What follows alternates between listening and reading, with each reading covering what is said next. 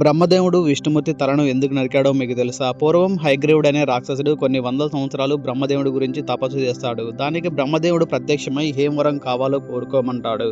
అప్పుడు హయగ్రీవుడు మరణం లేకుండా వరం ఇవ్వమని అడుగుతాడు. బ్రహ్మదేవుడు దానికి సృష్టిలో మరణం లేకుండా ఏ జీవి ఉండజాలదు అని వేరే వరం కోరుకోమంటాడు.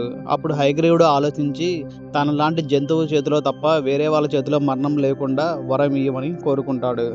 అప్పుడు బ్రహ్మదేవుడు సరే అంటాడు. వరాన్ని ఆసరాగా చేసుకొని వేదాలను హయగ్రీవుడు దొంగలిస్తాడు. ముల్లోకాలను తన గుప్పెట్లో పెట్టుకొని అందరినీ హింసించడం మొదలుపెడతాడు. చివరికి తనకు వరం ఇచ్చిన బ్రహ్మదేవుడిని సైతం చంపడానికి వెంటబడతాడు.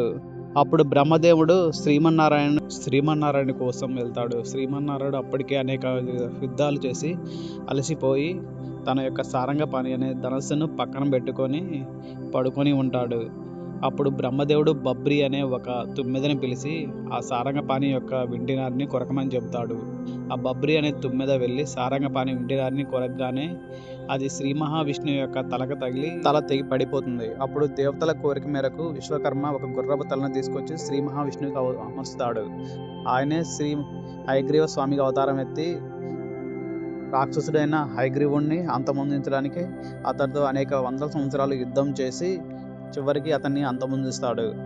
చివరికి అతని దగ్గరున్న వేదాలను తీసుకొచ్చి శ్రీ మహావిష్ణువు బ్రహ్మదేవుడికి ఇచ్చేసి ఈ సృష్టిని కాపాడుతాడు. ఫ్రెండ్స్, జై శ్రీరామ్ అని కామెంట్ చేసి సబ్స్క్రైబ్ చేయండి.